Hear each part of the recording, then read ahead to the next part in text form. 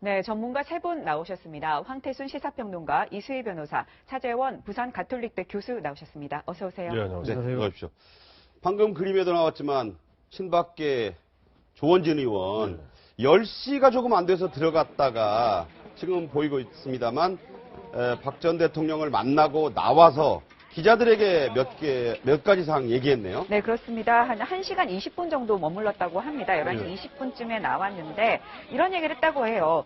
거실이 너무 추워서 보일러가 거의 안 되는 것 같더라. 그래서 기자들이 무슨 말씀을 하셨냐 물어보니까 표정이 좀 힘드신 것 같아서 안 물어봤다. 이런 얘기를 했고요.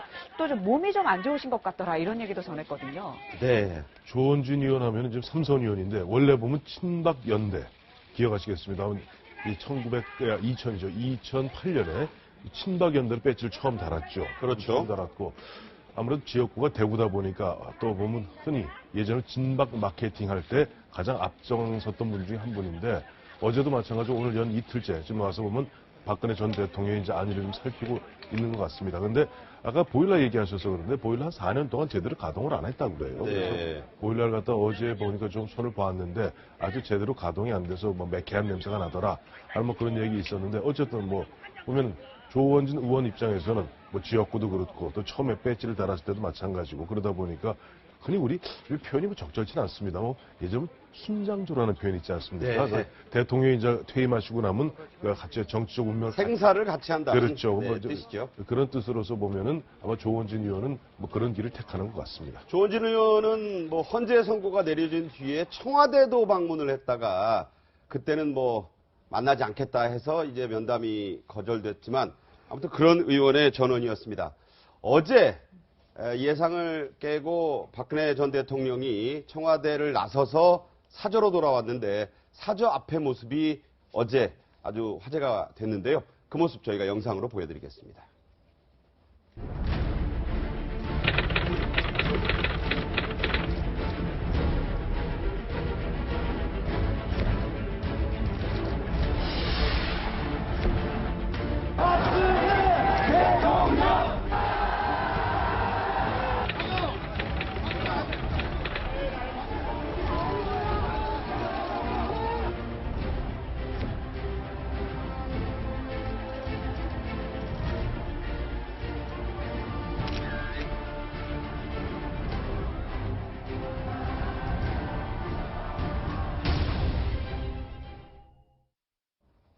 네. 네, 지금 영상을 보면 도착해서 집 앞에서 지지자들과 의원들도 만나고 또 사인도 해주고 셀카도 찍고 그런 모습을 보였어요.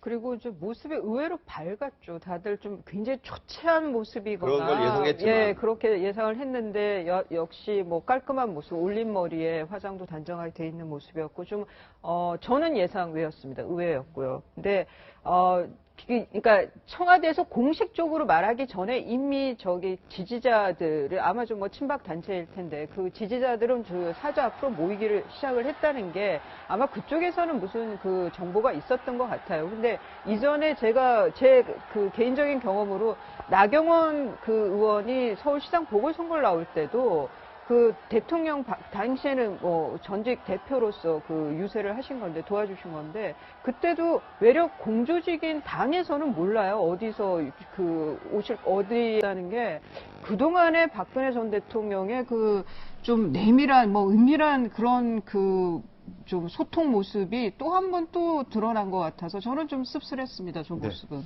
어제 이 사저 앞에 태극기 집회 시민들이 대거 수백 명이 몰려왔었는데 오늘도 꽃을 들고 사저를 방문한 시민이 있었습니다. 저희 기자가 현장에서 만나서 왜 오셨느냐 이렇게 물어봤는데 그 대답이 이랬습니다. 억울하게 탄핵당하신 분 위로해드리려고 갖고 온 거예요. 이게 말이 된다고 생각하십니까?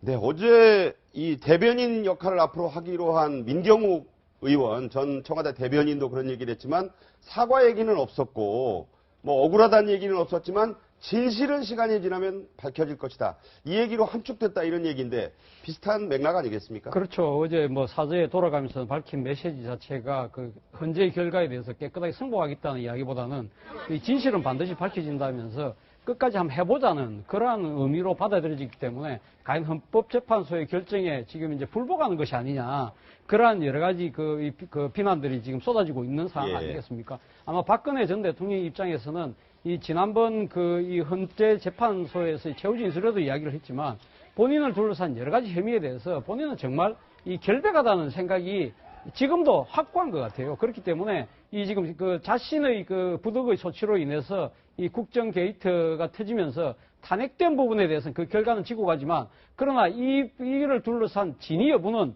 분명히 밝히겠다는 의미를 분명히 한 것 같습니다. 그래서 지금 그러나 국민들이 바라는 것은 국정농단에 대한 사과 그리고 지금 헌법 이 재판소의 그 결과라는 법의 지배에 대한 깨끗한 승복을 요구했던 국민의 목소리하고는 정반대의 길을 가고 계신 게 아닌가 하는 생각 네. 때문에 사실 이 박근혜 전 대통령의 이러한 정치적인 행보 자체가 지금 향후 지금 이 조기 대선 국민에 들어가는 대한민국에 미칠 영향 자체가 우려된다는 거죠. 이것이 이 자칫 그 박근혜 전 대통령을 지지하는 강성 지지층들의 그 지금 선거 불복에 대한 이 목소리를 헌재 심판 불복에 대한 목소리를 더 자극하게 되고 이러한 부분들이 물리적 폭력적 시위로 더 격화되는 것이 아닌가 하는 우려를 지을 수 없기 때문입니다. 네.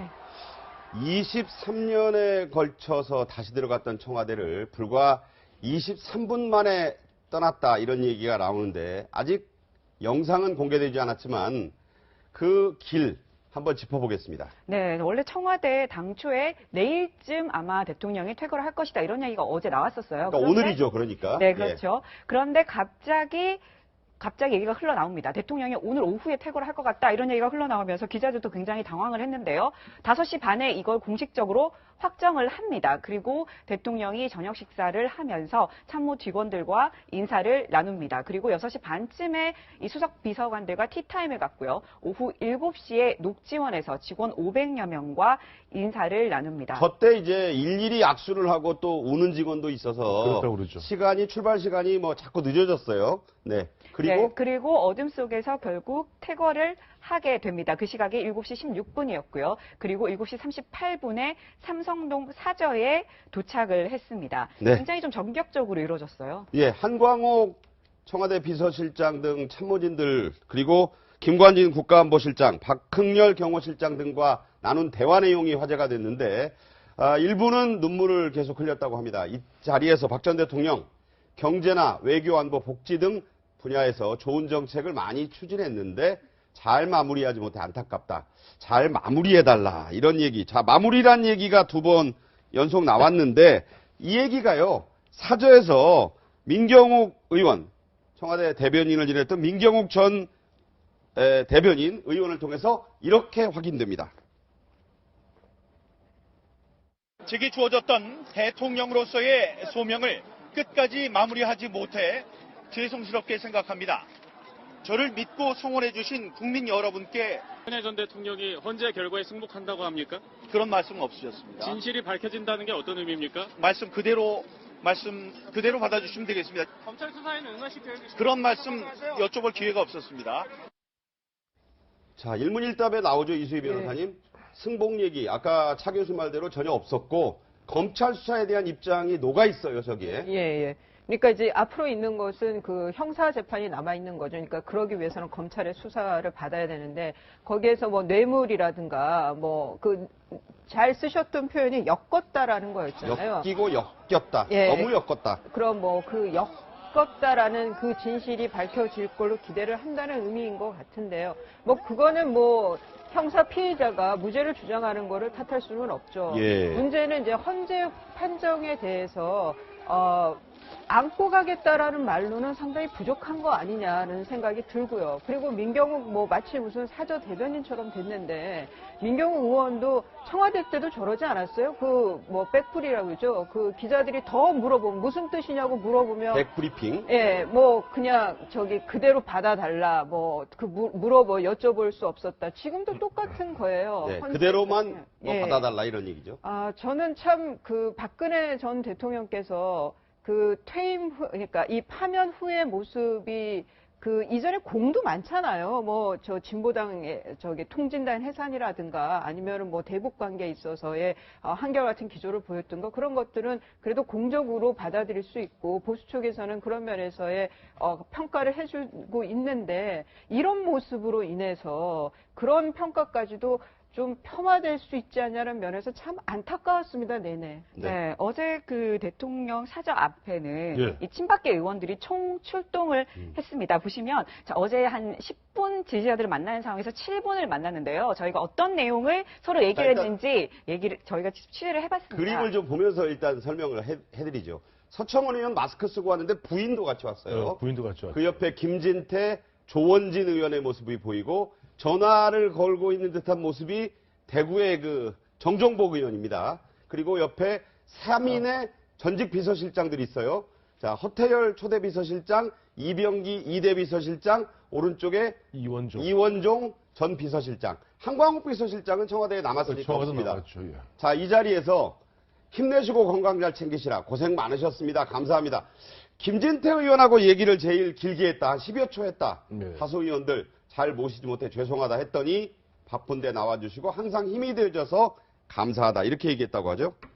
그렇죠. 어제 보니까 흔히 해서 우리 친박 핵심 분들이 서청원 의원들 8선 의원입니다. 많은 분들, 박대출 의원, 조원진 의원 등 여러 한 7, 8분이 나오셨어요. 나와서 이제 박근혜 대통령에게 어떻게 격려하고 해서 최경환 의원도 있네요. 네. 최경환 의원도 있고 하는데 아까 이제 앞서 우리 이수희 변호사 말씀하셨던 거 조금 첨언해서 얘기하자면은 아까 그 이수희 변호사 말씀대로 일단은 보면 이번에 헌법재판소 이 파면 탄핵의 결정적인 이유가 뭐냐니까 최순실의 사익 추구에 박근혜 대통령이 권한과 지위를 남용했다는 거예요. 네. 그러니까 이 부분은 결국 보면 조만간 있게 될 검찰의 수사 또 그곳 이어질 그다음에 어떤 법정의 어떤 다툼 이런 부분에 있어 하다 보니 그런 이야기도 있기 때문에 아마 노골적으로 보면 뭐 우리가 바랬던 바는 아이고 죄송합니다.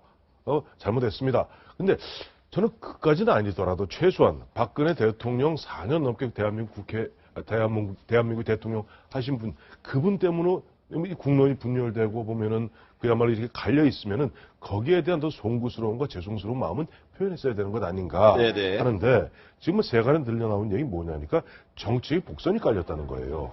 뭐냐니까 박근혜 대통령이 여기서 잘못했습니다. 다 제 탓입니다. 하는 순간 법률적인 문제 플러스 알파가 뭐냐니까 박근혜 대통령 전 대통령을 지지하는 층에서는 우리 저 박근혜 대통령이 그야말로 잘못했구나 엎어져 버린다는 거죠. 네. 그렇기 때문에 그런 것을 피하기 위해서 의도적으로 보면은 우리들이 일반의 국민들의 눈높이는 안 맞죠. 지금 92%의 국민들이 그야말로 헌재 결과의 결정에 승복해야 된다 이야기하는데 그런 부분에 있어서 미흡한 점이 드러나고 있다 보셔야 될 것 같습니다. 네.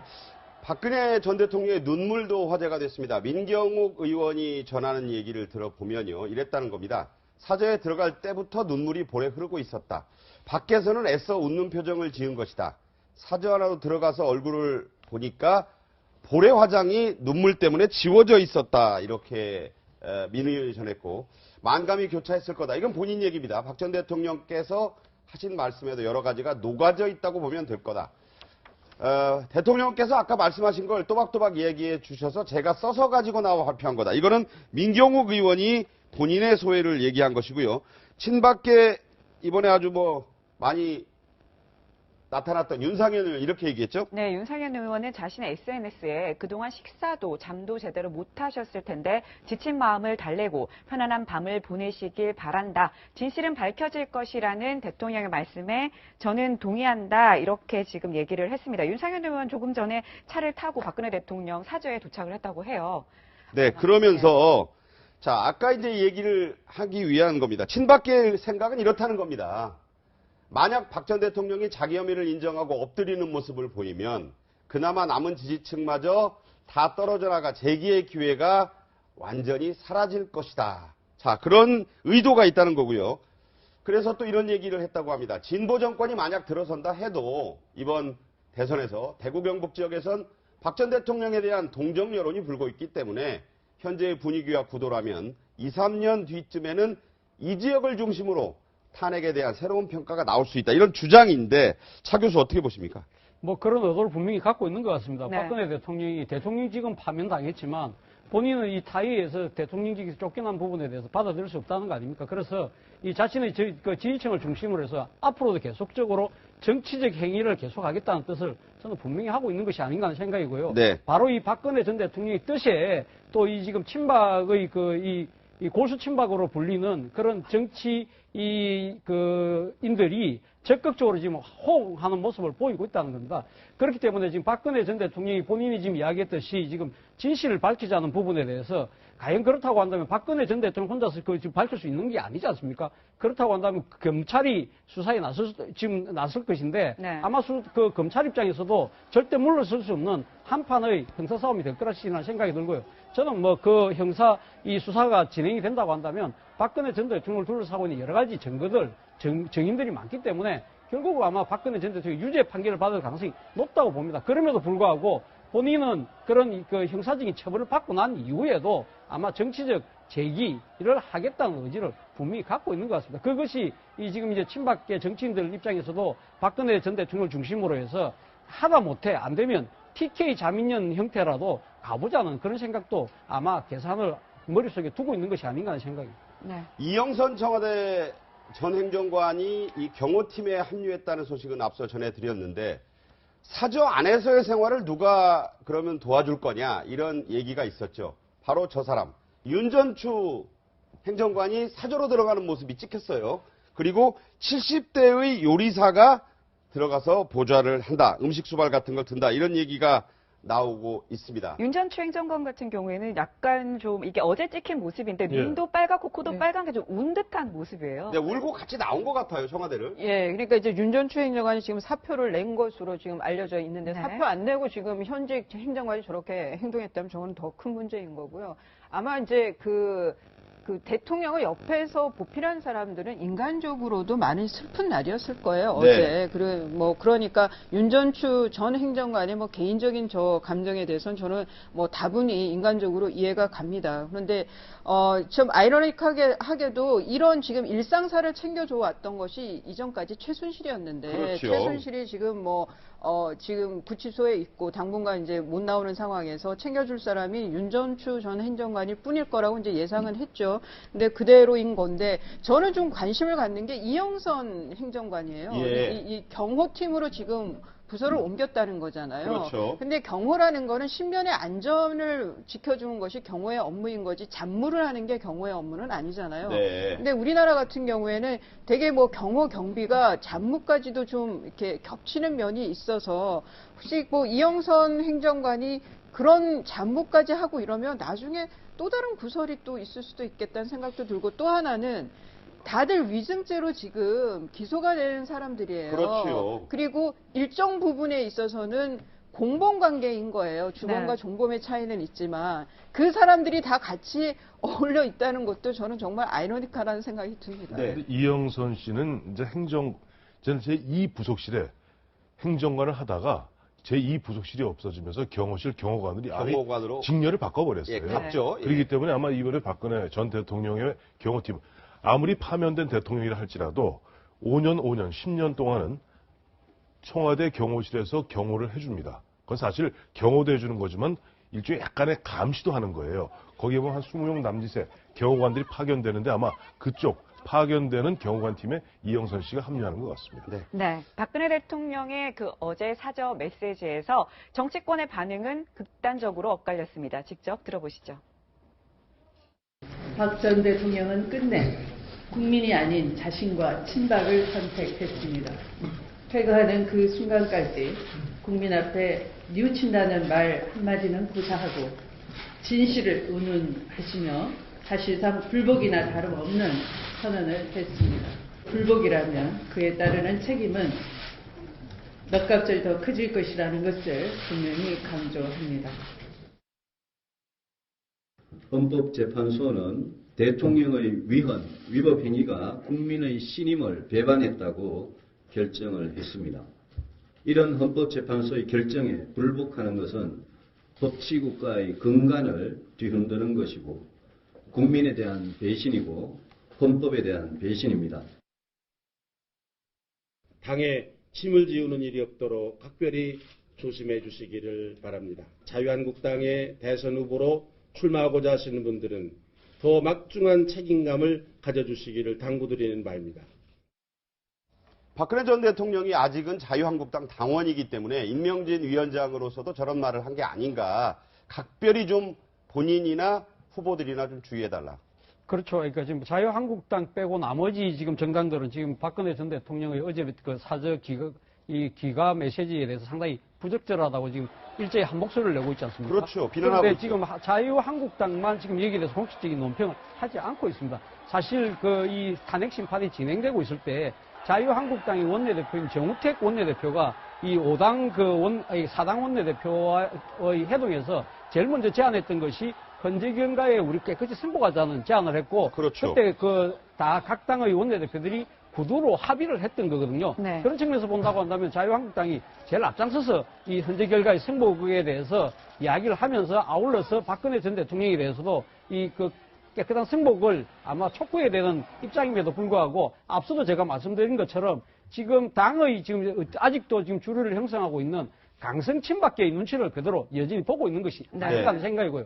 이에 반면에 지금 야당 같은 경우는 지금 박근혜 전 대통령이 지금 형사 재판을 통해서 진실을 다투면서 조기 대선에도 상당한 영향력을 미칠 수 있다는 그러한 우려 속에서 아마 박근혜 전 대통령의 정치적 영향력을 차단하기 위해서라도 강하게 비판할 수밖에 없는 그런 입장인 것 같습니다. 네, 지금 말씀하신 것처럼 일각에서는 박근혜 대통령이 정치적 재기를 노린다 이런 얘기가 나오거든요. 근데 실제로 지금 박근혜 대통령 집 앞에는 태극기 집회와 관련된 그러니까 친박단체 소속의 이 사람들이 어젯밤에 한 30명 정도가 밖에서 노숙을 했고요. 그리고 또 친박단체들이 4개월치를 이미 박근혜 대통령 사저 근처에서 집회 신고를 했다고 합니다. 올 여름까지를 그 골목을 그냥 장악을 해놓은 거예요. 예, 그게 아마 이제 첫 번째는 구속 수사에 대한 여론전이 있는 것 같고요. 그리고 또 하나는 이제 대선 전국에서의 메시지도 있는 것 같은데 문제는 저기가 굉장히 좁은 주택가라는 거죠. 굉장히 좁습니다. 예, 저 아마 이웃들의 좀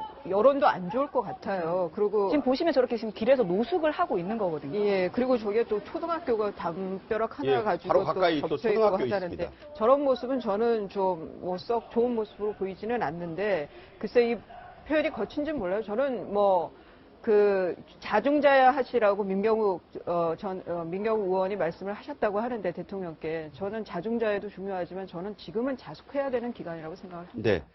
자, 이제 검찰 수사를 받아야 합니다. 민간인이 됐고요, 엄연히. 그래서 검찰 특수본 이라고 하는 특별수사본부 서울중앙지검의 조사실을 확장 공사하고 있다.